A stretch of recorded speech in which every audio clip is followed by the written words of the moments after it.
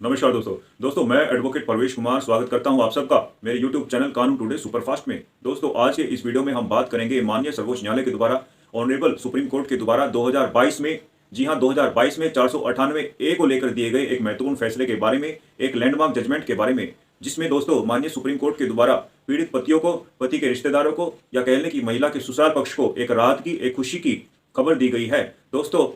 माननीय सर्वोच्च न्यायालय के द्वारा Kahkashan Kausar alias Sonam versus state of Bihar 2022 का यह मामला है। दोस्तों माननीय सुप्रीम कोर्ट के द्वारा, जी हां सुप्रीम कोर्ट की डबल बेंच के द्वारा यह दोहरा दिया गया है। इस बात को एक बार फिर से रिपीट कर दिया गया है कि माननीय सर्वोच्च न्यायालय के द्वारा पहले सुनाए गए फैसलों का भी इसमें हवाला दिया गया है। जी हां दोस्तों 498 ए को लेकर माननीय सुप्रीम कोर्ट ने पहले भी कई बार फैसले सुनाए हैं जिनमें यह स्पष्ट कर दिया गया था, एक बार फिर से इस बात को दोहरा दिया गया है कि 498 ए को बनाए जाने का मकसद केवल और केवल इतना था कि किसी पीड़ित महिला को उसके पति के द्वारा, उसके ससुराल पक्ष के द्वारा दहेज उत्पीड़न, दहेज की मांग को लेकर प्रताड़ित ना किया जाए और किसी तरह की क्रूरता किसी महिला के साथ ना की जाए। ऐसे में 498 ए का प्रावधान किसी पीड़ित महिला को एक सुरक्षा कवच के तौर पर या कह लें कि एक ढाल के तौर पर प्रदान किया गया था। जी हां दोस्तों माननीय सर्वोच्च न्यायालय के द्वारा ऑनरेबल सुप्रीम कोर्ट के द्वारा Kahkashan Kausar alias Sonam versus state of Bihar 2022 के केस में यह नोटिस किया गया है कि 498 ए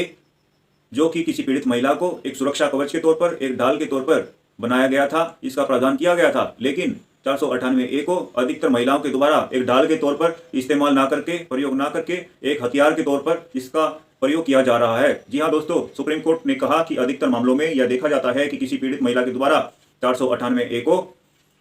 ए का प्रयोग अपने पति और ससुराल पक्ष को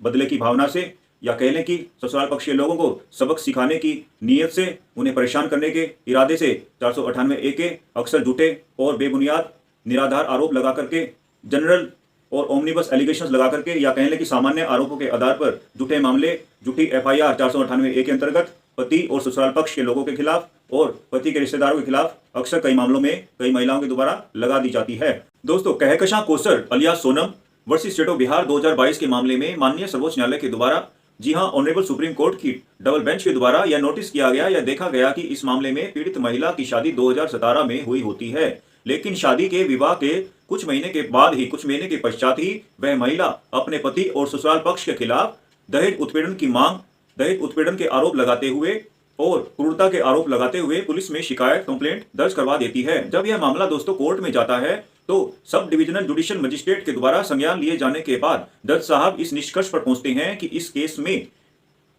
पति के रिश्तेदारों का या कह लें कि महिला के ससुराल पक्ष का कोई रोल नहीं होता है। दोस्तों इस निष्कर्ष पर पहुंचने के बाद जज साहब के द्वारा ससुराल पक्ष के लोगों का नाम इस केस से हटा दिया जाता है। लेकिन दोस्तों बाद में उस केस में 2017 के केस में दोनों पक्षों के बीच आपसी सहमति से कॉम्प्रोमाइज हो जाता है, समझौता हो जाता है और बाद में वह केस खत्म हो जाता है, वह मामला खत्म हो जाता है। लेकिन दोस्तों 2019 में दोबारा उस महिला के द्वारा अपने पति, अपने जेठ, जेठानी, अपनी भतीजी और सास के विरुद्ध यह मामला दर्ज करवा दिया जाता है कि उसके ससुराल पक्ष और उसके पति के द्वारा दहेज में कार लाने की मांग की जाती है, कार लेकर आने की डिमांड की जाती है। और यदि उस महिला के द्वारा कार लाने की डिमांड नहीं पूरी की जाएगी तो ऐसी सूरत में वह महिला आरोप लगाती है कि उसके पति और ससुराल वालों ने यह धमकी दी है कि उसका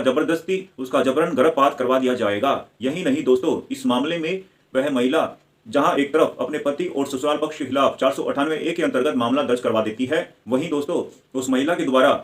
323 मारपीट, जी हां 323 आईपीसी के अंतर्गत मारपीट का मामला भी दर्ज करवा दिया जाता है। 341 आईपीसी की धारा भी लगवा दी जाती है जिसके अंतर्गत वह आरोप लगाती है कि उसे घर में बंद करके रखा जाता है। इसके अतिरिक्त उस महिला के द्वारा 354 आईपीसी की धारा लगा दी जाती है जिसमें वह आरोप लगाती है कि उसकी गरिमा को, जी हां उसकी गरिमा को नुकसान पहुंचाने के लिए उसके साथ जबरदस्ती की जाती है, उसके साथ बल का प्रयोग किया जाता है। इसके अतिरिक्त उस महिला के द्वारा अपने पति और ससुराल पक्ष के खिलाफ आईपीसी की धारा 34 के अंतर्गत भी शिकायत दर्ज करवा दी जाती है। दोस्तों उस महिला के द्वारा लगाए गए आरोपों के आधार पर जब एक एफआईआर पति और उसके रिश्तेदारों के खिलाफ या कह लें कि महिला के ससुराल पक्ष पर, महिला के जेठ, जेठानी, सास और भतीजी के ऊपर जब यह आरोप लगा दिए जाते हैं, जब एफआईआर दर्ज कर दी जाती है, तो ऐसे में पति और ससुराल पक्ष उस एफआईआर को रद्द करवाने के लिए, निरस्त करवाने के लिए माननीय पटना हाईकोर्ट में एक याचिका लगाई जाती है। लेकिन दोस्तों इस मामले में पटना हाईकोर्ट के द्वारा याचिका को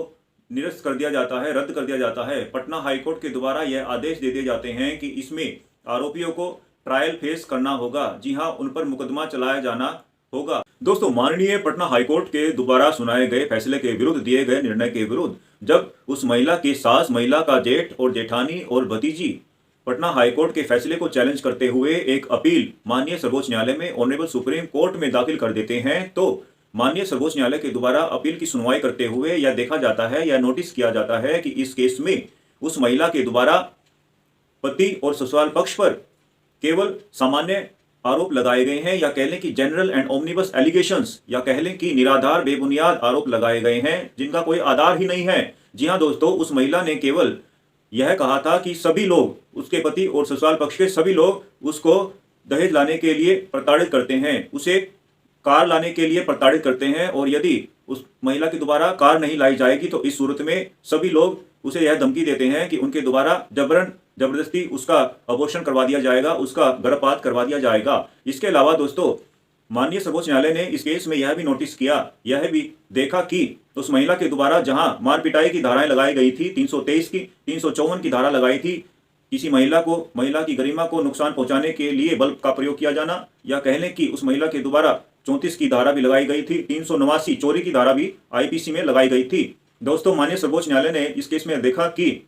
उस महिला के द्वारा पति और ससुराल पक्ष के खिलाफ बेबुनियाद, निराधार, बिना मतलब के बेसलेस एलिगेशंस लगाकर, निराधार आरोप लगाकर सिर्फ यह कह देना कि सभी उससे दहेज की मांग करते हैं, सभी उसके साथ मारपिटाई करते हैं, सभी उसे घर में बंद करके रखते हैं। दोस्तों, यह कह देना बिल्कुल भी कानूनी तौर पर मान्य नहीं होगा। ऐसे में उस महिला को यह बताना आवश्यक होता है कि इसका कितना स्पेसिफिक रोल है। जी हाँ दोस्तों, इस केस में उस महिला को यह बताया जाना चाहिए था कि अगर कार की डिमांड की जाती है तो किस व्यक्ति के द्वारा की जाती है। यदि उस महिला को 323 में मार पिटाई की गई है तो किस व्यक्ति के द्वारा उस महिला को मारा पीटा गया है, कब मारा पीटा गया है। यदि उसे अबॉर्शन करवाने की, गर्भपात करवाने की धमकी दी जाती है तो वह धमकी किसके द्वारा दी गई और कब दी गई। दोस्तों, केवल यह कह देना कि उसके पति और ससुराल पक्ष के लोग उसे मानसिक तौर पर प्रताड़ित करते हैं, उसके दहेज की डिमांड करते हैं, उसके साथ अबॉर्शन करवाने की, जबरदस्ती गर्भपात करवाने की धमकी देते हैं, उसे घर में बंद करके रखते हैं, या कह लें कि 354 आईपीसी में उसके साथ बल प्रयोग करते हैं। दोस्तों, यह कह देना बिल्कुल भी मान्य नहीं होता है, बिल्कुल भी वैलिड नहीं होता है। कहीं ना कहीं यहाँ पर यह समझा जा सकता है कि यह केस, यह मामला, यह आपराधिक मामला बिल्कुल बेसलेस एलिगेशंस के आधार पर, निराधार बेबुनियाद आरोपों के आधार पर दाखिल किया गया है। केवल और केवल पति और उसके ससुराल पक्ष के लोगों को बेवजह, बिना मतलब के परेशान करने के लिए दाखिल किया गया है, उनको सबक सिखाने की नीयत जल्दीबाजी में किया गया है। दोस्तों, इस केस में माननीय सर्वोच्च न्यायालय के द्वारा, ऑनरेबल सुप्रीम कोर्ट के द्वारा 498A को लेकर सुनाए गए पहले फैसलों का भी हवाला दिया गया है। जी हां दोस्तों, माननीय सुप्रीम कोर्ट में इस केस में गीता मेहरोत्रा बनाम यूपी, अर्नेश कुमार बनाम स्टेट ऑफ बिहार, प्रीति गुप्ता बनाम झारखंड में दिए गए फैसलों का 498A के एक मामलों को लेकर सुनाए गए फैसलों का भी हवाला दिया गया है। दोस्तों, इस केस में माननीय सुप्रीम कोर्ट द्वारा यह दोहरा दिया गया है, यह एक बार फिर से रिपीट कर दिया गया है कि 498A के मामलों में यदि किसी महिला के द्वारा उसके पति और ससुराल पक्ष पर बिना किसी ठोस आधार के, या कह लें कि सामान्य आरोप लगा करके, निराधार बेबुनियाद आरोप लगा करके झूठे मामले यदि दर्ज करवाए जाते हैं तो ऐसे मामलों में पीड़ित पक्ष के खिलाफ, पति और ससुराल पक्ष के खिलाफ की गई FIR को रद्द कर दिया जाना चाहिए। दोस्तों, इस केस में क्योंकि पति के द्वारा सुप्रीम कोर्ट में अपील दाखिल नहीं की गई थी, तो माननीय सर्वोच्च न्यायालय के द्वारा, सुप्रीम कोर्ट के द्वारा यह फैसला दिया गया कि इस केस में महिला की सास, महिला के जेठ, महिला की जेठानी, महिला की भतीजी, जिन्होंने पटना हाईकोर्ट के सुनाए गए फैसले के विरुद्ध में फैसले को चैलेंज करते हुए सर्वोच्च न्यायालय में, सुप्रीम कोर्ट में अपील दाखिल की थी, सभी के खिलाफ उस महिला के द्वारा दाखिल की गई FIR को, जी हां, साधारण आरोपों के आधार पर दाखिल की गई FIR को सुप्रीम कोर्ट के द्वारा निरस्त करने का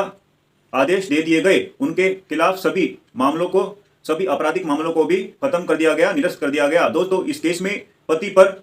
आपराधिक मुकदमा चलता रहने के आदेश भी दिए गए, क्योंकि पति के द्वारा इस केस में अपील दाखिल नहीं की गई थी। दोस्तों, इस केस में माननीय सर्वोच्च न्यायालय के द्वारा, सुप्रीम कोर्ट के द्वारा एक बार फिर से यह दोहरा दिया गया है कि यदि महिला के द्वारा ससुराल पक्ष के खिलाफ निराधार आरोपों के आधार पर 498A के अंतर्गत यदि कोई FIR दर्ज की जाती है तो उस FIR को निरस्त कर देना चाहिए, रद्द कर देना चाहिए। दोस्तों, ऐसे में यदि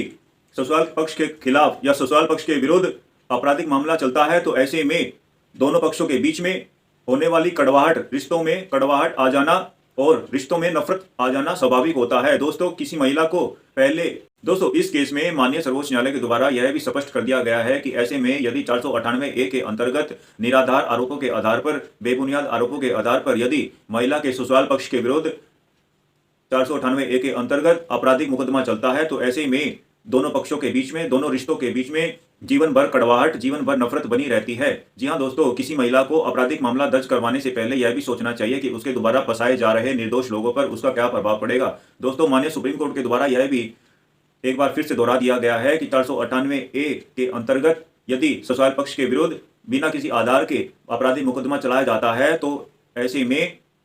यह केवल और केवल न्याय का 498A का दुरुपयोग होगा। दोस्तों आशा करते हैं हमारे द्वारा दी गई जानकारी आपको पसंद आई होगी। दोस्तों कानून की जानकारी से भरपूर ऐसे ही और वीडियोस पाने के लिए आपसे अनुरोध है कि आप मेरे चैनल कानून टुडे सुपरफास्ट को सब्सक्राइब करें। धन्यवाद।